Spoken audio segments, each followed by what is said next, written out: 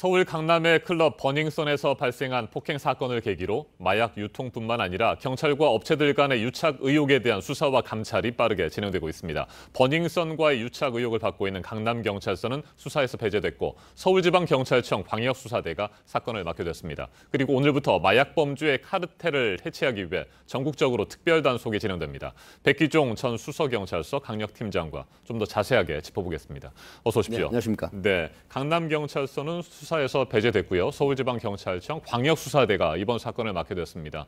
강남경찰서가 수사를 하면서 셀프 조사다, 부실 수사다 뭐 이런 얘기들이 계속 제기됐기 때문이겠죠? 네, 강남경찰서 관할에서 일어난 그 김모 씨 작년 11월 24일 날 폭행 사건에 관련돼서 뭐 피해자를 가해자로 둔갑시켰다. 그다음에 버닝썬 그 측의 성범죄라든가 또 경찰 간 유착 의혹이라든가 또 마약 유통이라든가 이런 부분인데 유착 의혹이 지금 일부 정황상 드러나고 있는 해당 경찰서에서 이 수사를 하는 게 옳지 않다라고 해서 이른바 이제 정치권에서도 지금 이야기가 나오고 있거든요. 예를 들어서 바른미래당 하태경 의원이라든가 또 이재정 더불어민주당 의원 같은 정치권에서도 목소리가 높여 있기 때문에 앞으로 경찰이 이 부분에 대한 부실 수사나 부적절한 수사가 됐다라고 하게 되면 사실은 그 수사권 부여나 수사 구조 개혁에 대한 그런 부정적인 인식이 확산될 소지가 있죠.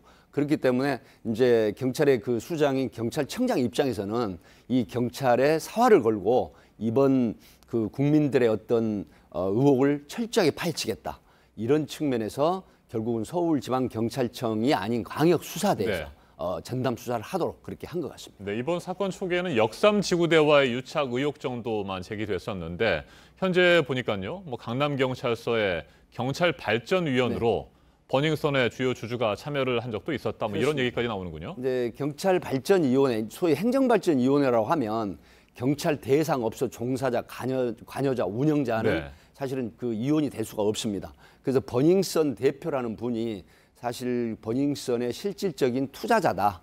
소위 42%, 5천만 원의 자본금 중에 2,100만 원 정도를 투자를 하고 또 10억 원을 이 대여를 해줬다는 정황이 드러났기 때문에 과연 경찰 행정발전위원회 위원으로서 이 적절한 신분인가라고 해서 이건 아니다. 근데 경찰 쪽에서는 그 당시 숙박업소인 이 소위 그 르메리디안 호텔의 소유주라는 그 신분이었기 때문에 만약에 버닝썬의 어떤 실질적인 운영에 관여한 사람이라고 하면 위촉하지 않았을 것이다 라고는 하지만 좀 더 철저한 검증을 하지 않은 책임은 면하기 어려울 것 같습니다. 네, 잘 몰랐다는 얘기인데 말씀하신 대로 검증을 제대로 못했었고 기본적으로 문제의식 자체가 없었던 그런 모양입니다. 사실 그렇습니다. 경찰 행정발전위원이라고 하면 혹시 관내에서 유착된 업소라든가 또 대상 업소의 종사자, 관여자, 운영자 하여튼 그 어떻게든 관계된 사람에 대해서는 철저하게 검증을 해서 부실한 검증이 아니라는 그런 비판을 받지 않기 위해서는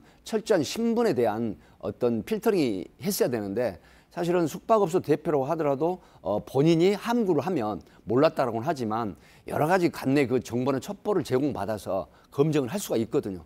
이런 측면에서는 현재 이런 버닝썬 사태에 대한 비판을 벗어날 수 없고 또 의혹에 대해서도 혹시 유착이 돼 있는데 어떤 민원창구 역할을 하지 않았느냐 하는 그런 의혹도 상당히 지금 증폭이 되고 있는 상황입니다. 네, 자 그래서 강남경찰서는 이번 수사에서 배제가 됐고요. 광역수사대가 맡게 됐는데 광역수사대는 이 뭐 부실 수사에 대한 의혹에서 자유로워질 수 있습니까?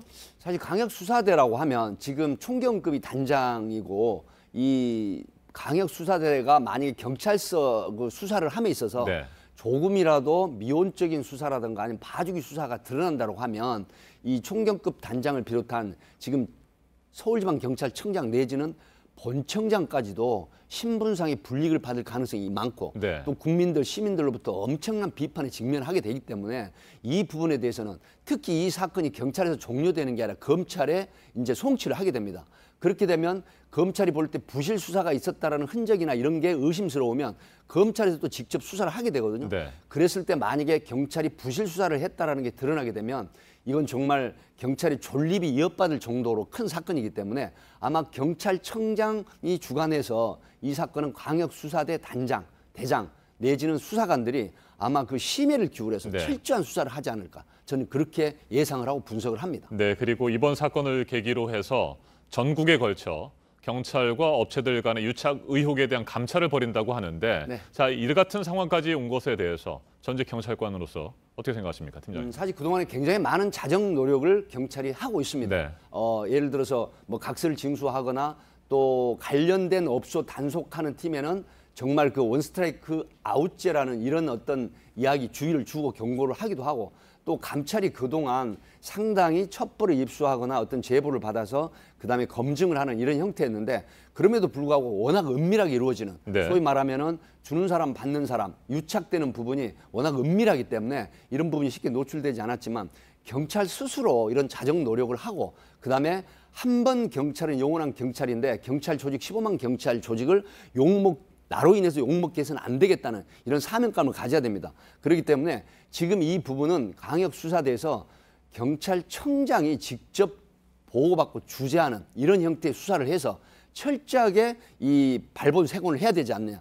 그래야 몇 마리의 미꾸라지가 전 우물물을 흐리는 흙탕물을 일으키는 이런 형태가 없어지고 15만 경찰이 국민들로부터 신뢰를 받고 산다. 이런 측면이기 때문에 이런 자정 노력이 이번 기회를 철저하게 활용을 해야 된다. 저는 이렇게 봅니다. 자, 그리고 오늘부터 전국적으로 특별 단속이 진행됩니다. 마약 범죄 카르텔을 해체하기 위한 단속이라고 하는데 네.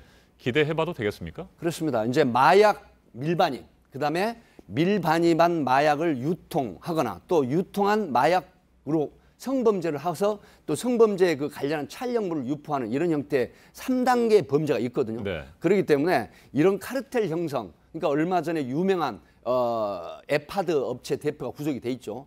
이런 것처럼 철저하게 수사를 해서 사전에 이런 그 예방 조치뿐만이 아니라 단속을 함으로 해서 국민들로부터 신뢰를 받고 또 마약이 클럽이다 유흥주점 또 일반인을 상대로 한 그런 어떤 번식 이 자체를 철저하게 봉쇄하고 막아버리는 형태. 그래서 사실 한국이 마약 청정국인데 마약 청정국의 이상에 걸맞는 이런 어떤 본질을 이번에 경찰이 전국의 1,063명의 수사관을 동원해서 경찰청 차장이 이건 주관을 하거든요. 그리고 13개 정부 부처가 마약류에 관련한 그런 현황들을 종합적으로 대책을 수립을 해서 네. 아마 총력 대응을 한다고 합니다. 그렇다고 하면 석 달간, 그러니까 오늘부터죠. 5월 24일까지 이 3개월 동안 철저한 수사가 이루어짐으로 해서 마약이 정말 발붙이지 못하는 형태가 됐으면 하는 바람입니다. 네, 그런데 앞서 웹하드에 대해서도 말씀을 해주셨습니다만 마약이 워낙 은밀하게 거래되기 때문에 사실상 이걸 뭐 단속하는 게 쉽지 않고요. 자, 3개월간의 특별 단속 기간에는 이 마약 사범들이 조용하게 숨지 않겠습니까?